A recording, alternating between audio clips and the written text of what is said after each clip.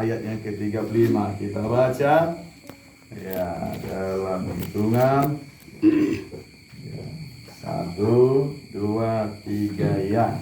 Kata Yesus kepada mereka, "Akulah roti hidup. Barang siapa datang kepadaku, ia tidak akan lapar lagi, dan barang siapa percaya kepadaku, ia tidak akan haus lagi." Puji Tuhan. Haleluya. Tuhan Yesus sangat baik dan sangat baik. Ia adalah Yesus yang luar biasa. Dahulu, sekarang, dan selama-lamanya tidak pernah berubah. Kasihnya, perbuatannya, ya, mukjizatnya itu terus, saudaraku, bagi kehidupan orang yang percaya kepada Yesus dan menerima Dia, itu tidak berhenti, terus menerus berlangsung. Pada kita malam hari ini juga adalah orang-orang yang diberkati oleh Tuhan Yesus. Walaupun kita mungkin banyak mengeluh, ya, mengeluh untuk kehidupan sehari-hari, ya, kadang-kadang usaha juga yang ya macet-macet lah, sendak-sendak lah, dan lain sebagainya. Tapi satu hal, Yesus tidak pernah tertidur menjaga saya dan saudaraku.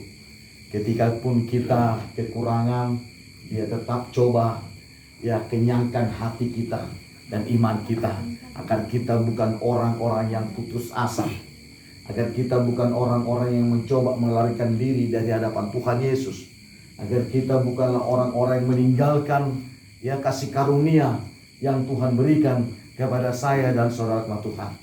Ya, kalau kita baca dalam kitab Roma itu, ya pasal yang ke-10 itu, saudaraku kasih sama Tuhan, Rasul Paulus berkata di sana, "Saya tidak akan terpisahkan oleh siapapun, baik itu oleh penghulu udara, baik itu kerajaan-kerajaan, baik itu penganiayaan, baik itu kelaparan, saya tidak terpisahkan oleh siapapun dari kasih karunia Tuhan Yesus." Nah, orang-orang yang percaya, anak-anak Tuhan, saya mau katakan juga, kita saat ini dan ke depan jangan terpisahkan dari kasih karunia Tuhan Yesus Kristus. Sebab saudara-saudaraku, barang siapa yang mundur dari kasih karunia Yesus, mereka akan mengalami kesusahan dan mereka akan kehilangan keselamatan yang sudah Tuhan berikan kepada manusia lewat kehadirannya, kelahirannya di dunia, bahkan lewat kematiannya, kebangkitannya, dan kenaikannya ke surga. Itu adalah keselamatan yang ditawarkan kepada setiap manusia. Jikalau kita mundur, jikalau kita tawar, saudaraku, keselamatan itu dia akan bagi milik kita sampai kedatangan kali kedua. Firman Tuhan malam ini berbicara di tengah-tengah kita adalah firman yang memperkenalkan Yesus kepada saya dan saudara-saudaraku. Siapakah Yesus yang kita sembah itu? Siapakah Yesus yang menyelamatkan kita itu? Siapakah Yesus, ya, Tuhan dan Juru Selamat kita itu? Malam ini Ia katakan Dia adalah roti yang hidup, roti yang turun dari surga. Roti. Mengapa Ia roti? Karena kebutuhan manusia secara jasmani, ya, adalah roti bagi orang-orang Israel. Kalau bagi kita, roti itu sama dengan makanan sehari-hari, kebutuhan sehari-hari. Ya, ada nasinya, ada lauknya, ada sayurnya, dan lain sebagainya. Karena ini kebutuhan pokok, kebutuhan utama orang-orang Israel yang memang sulit untuk didapatkan, saudara-saudaraku yang dikasihi sama Tuhan, maka banyak orang yang harus menderita kesusahan, yang harus melakukan segala cara dalam hidupnya hanya untuk mendapatkan roti. Kita pernah mendengar firman Allah, bagaimana seorang perempuan yang memiliki sedikit saja tepung untuk roti yang mereka miliki ini, dan jikalau habis itu mereka makan 1 hari, maka mereka akan mati. Artinya roti ini sangat-sangat dibutuhkan oleh bangsa Israel. Maka tampillah Yesus di tengah-tengah mereka. Dan Yesus berkata, akulah roti yang hidup itu, roti yang turun dari sorga. Bapak, Ibu, Saudaraku, orang mendengar ini banyak kecewa karena tidak memahami apa maksud Yesus dengan roti dirinya atau dia. Bahkan mereka berkata, nenek moyang kami ya makan roti dari sorga turun melalui manna. Saat ini kau katakan kau adalah roti. Bagaimana kau roti bisa kami makan? Kau manusia. Saudaraku, mereka mengundurkan diri. Banyak yang meninggalkan Yesus. Tapi murid-muridnya tidak meninggalkan Yesus.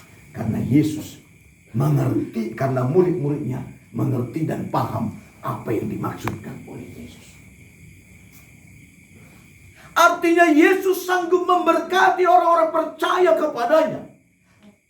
Karena artinya Yesus roti itulah yang sanggup membuat yang tidak ada menjadi ada. Membuat yang sedikit menjadi banyak.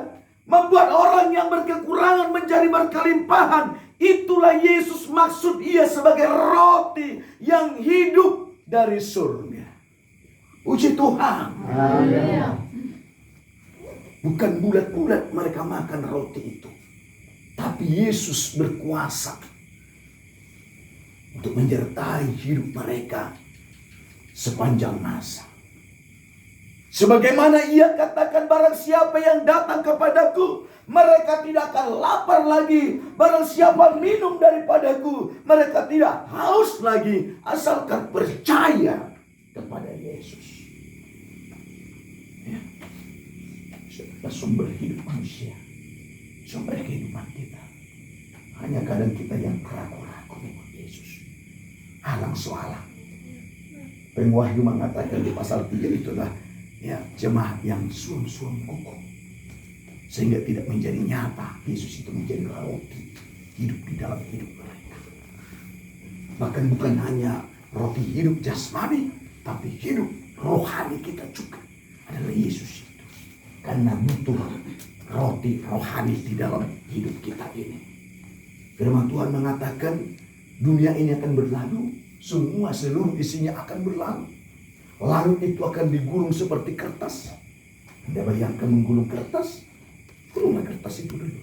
Seperti itu kelak langit ini digulung. Ya.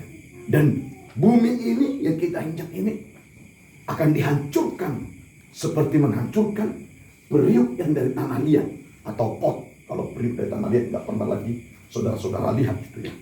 Kalau pot dari tanah liat banyak. Itu ketika diangkat dan jatuh, hancur berkeping-keping. Seperti itulah kelak bumi yang kita tempati ini. Tetapi firman itu tidak akan pernah berubah dan tidak pernah lenyap.